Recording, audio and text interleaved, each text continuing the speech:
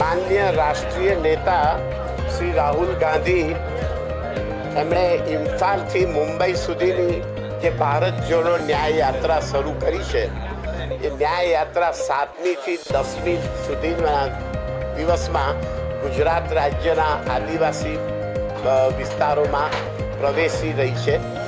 આ ન્યાય યાત્રાનો ઉદ્દેશ માત્ર ને માત્ર આર્થિક ન્યાય, સામાજિક ન્યાય અને રાજકીય ન્યાય અને ધાર્મિક ન્યાય પ્રસ્થાપિત કરવાનો છે.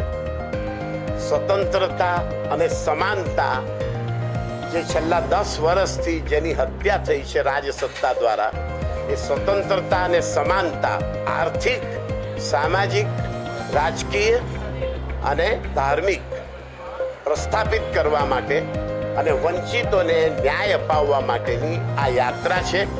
આપ સૌના આશીર્વાદ અને સમર્થન ખૂબ જરૂરી છે. ધન્યવાદ.